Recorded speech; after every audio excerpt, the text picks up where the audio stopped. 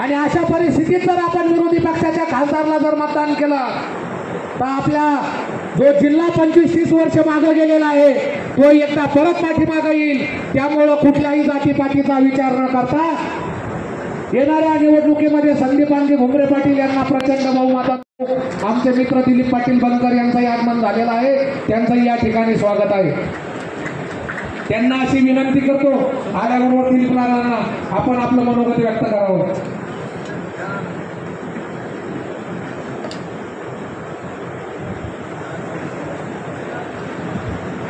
छत्रपती शिवरायांना मानाचा मुजरा करून व्यासपीठावरील उपस्थित विलास बापू भुमरे, डॉक्टर कानडे, राजू सर्व गोष्टीवर त्यांनी पाणी फिरवलेलं आहे आणि ह्या कारणामुळे चंद्रकांत खैरेचा आणि विकासाचा तसा कुठे अर्थात संबंध नाही।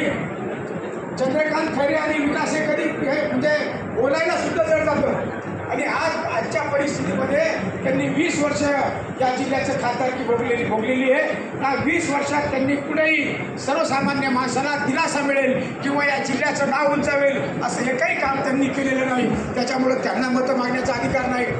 आज भारतीय जनता पार्टी आणि शिवसेना आणि महायुती याचं समीकरण महाराष्ट्रामध्ये तळागाळापर्यंत चांगल्या प्रकारचं जुळून आलं आहे। ते सर्व तरुण सहकारी मित्र बसलेले आपल्याला 140 कोटी सेनेच्या वतीनं मला आता किशोरबाबूंनी सांगितलं की मेळावा चालू आहे। गेले फॉर्म भरल्यापासून या प्रचार दौऱ्याची सुरुवात झाल्यानंतर छत्रपती संभाजीनगर जिल्ह्याचे महायुतीचे उमेदवार आदरणीय संदीपान पाटील भुमरे जिल्ह्यामध्ये पालकमंत्री काय असतात हे ज्यांनी आपल्या जिल्ह्याला दाखवलं। त्यांनी अनेक वर्ष आपण सत्ता पाहिली, सत्तेला जवळून पाहिलं, परंतु सत्ता जिल्ह्यात कशी राबवायची असते हे ज्यांनी शिकवलं तेच आपले उमेदवार आहेत। आणि म्हणून ही निवडणूक फक्त विकासाच्या मुद्द्यावर नसून ही निवडणूक या देशहिताच्या मुद्द्यावर आहे। 140 कोटी लोकांचं भवितव्य कुणाच्या हातात द्यायचं हा निर्णय 13 तारखेला आपल्या सर्वांना करायचा आहे। बाहेर वेगवेगळ्या चर्चा लोक करतात, लोक म्हणतात दोघांच्या भांडणात जलील निवडून येईल का।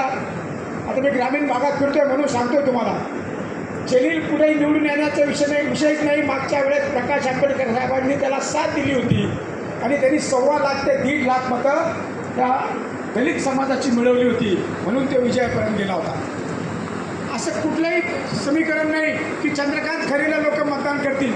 चंद्रकांत खैरेला मतदान करण्याचं कारण कुठल्याही प्रकारचं दिसत नाही, कारण ते जे आहेत त्याच्यासोबत